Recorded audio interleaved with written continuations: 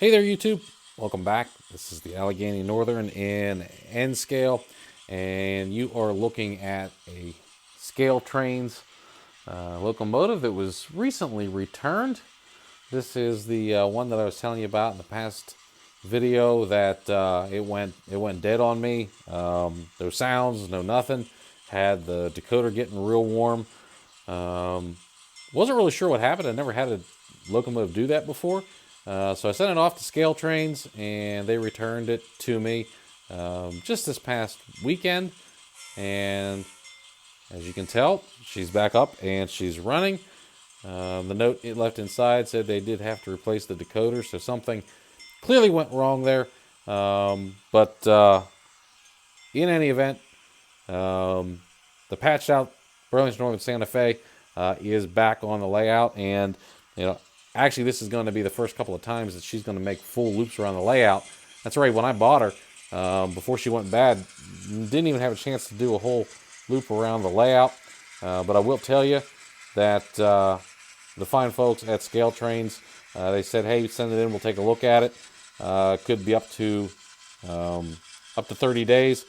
From the time it left here to the time it got there and back was just about 3 weeks, so they even beat their own projection, which was awesome, and everything was taken care of. Everything is back, so nothing but good things to say about the service department at ScaleTrains.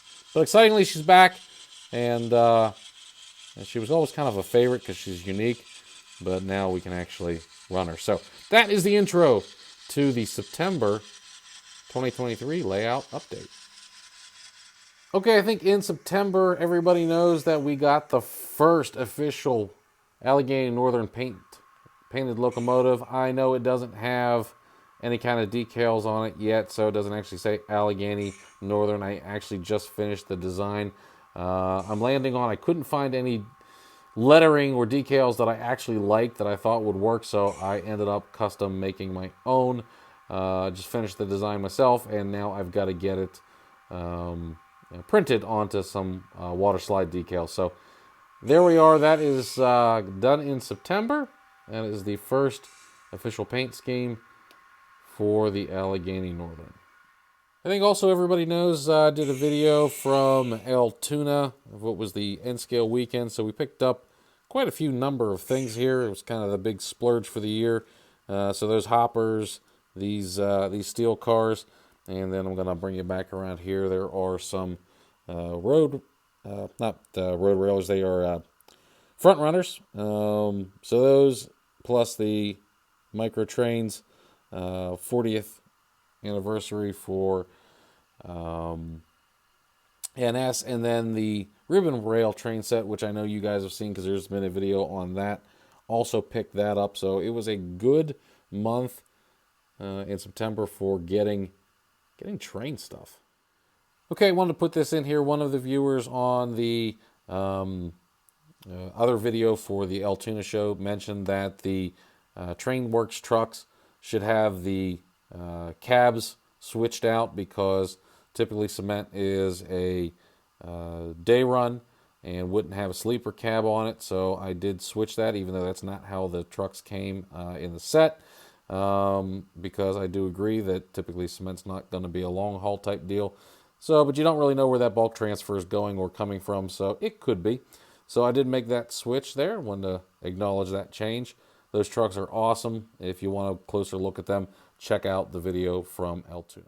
Okay, utilizing some of the AK Interactive materials, I did redo some of this melted snow scene to get it a little more prototypical. So I am happy with the way it turned out here.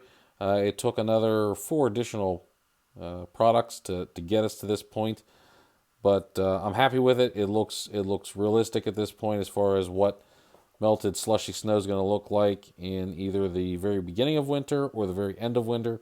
Doesn't really matter. It still kind of looks the same where the ground's kind of covered, not covered. It's in big clumps where it was pushed, but that did a nice job. That's actually the only real scenery work they got done on the layout in September. So let me take you back to the workbench. Okay, so this next part of the update is not really about the train components so much as what I did to them.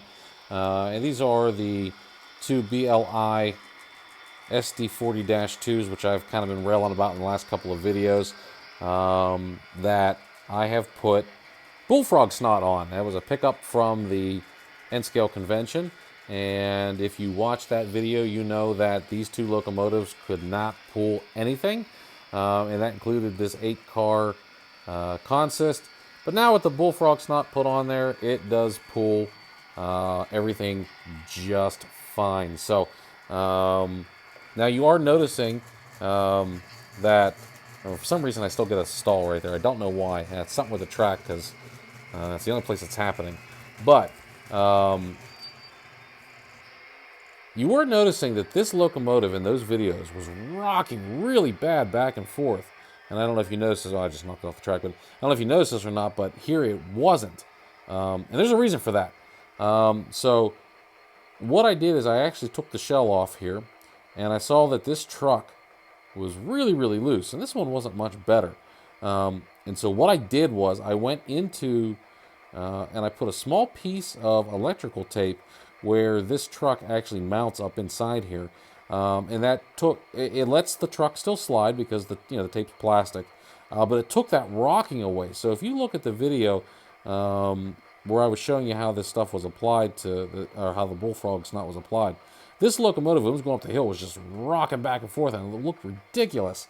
But now that I've tightened up that connection a little bit, you notice that rocking is gone, and it's running normally. So I don't know why that connection was so loose. It was only on the Norfolk Southern model and not on the Southern. But in any event, that seemed to be the fix. So it was a quick and easy fix for something that I really shouldn't be fixing on a $200+ locomotive.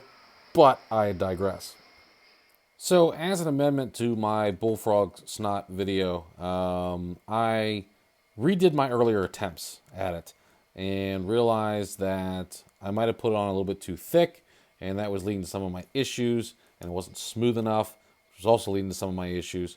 So for those of you who watched that and went, oh, that product was great, or that product wasn't great, there is a learning curve with it. I think I mentioned that in the video, but I'm just confirming there is a learning curve with that. So once you learn it, it actually works pretty good. So I have decided that putting this stuff on, the best way to do it is actually with a paintbrush. It gets on smoother. You can control it better. The coat is thinner. Now this stuff is something you will have to apply every now and then. So it's good to keep it nice and tight. You're going to need it again. But I have found the brush puts a much better job on, and that's what you're gonna want to use instead of, I was using the edge of a screwdriver. But they say use a toothpick. I'm telling you, use a brush. That'll make it good. Okay, and if you watch the Altoona video, you know that I purchased some 3D printed rail cars. These are the pickup cars and the power car. So there is a separate video that is not out yet because obviously I haven't finished it. But it will show you on how I did these. So if you are thinking about either ordering or trying to 3D print your own cars, you are going to want to watch this video because I got some tips and some tricks in there. So that was the other thing that I did in September.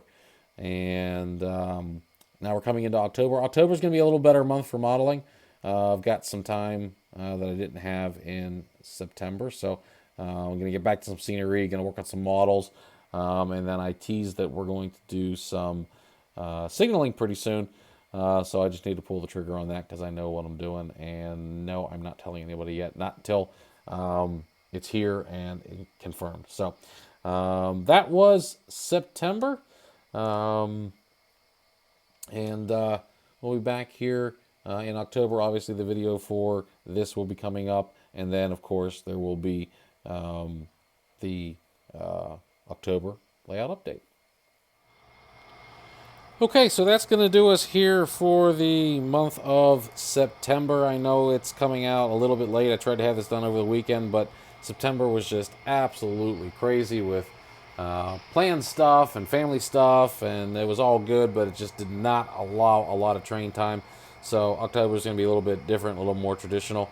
So we are going to get back into the layout room here and get some work done. So until then, everybody enjoy themselves, have good modeling adventures, and as always, don't forget to hit that like and subscribe button on your way out.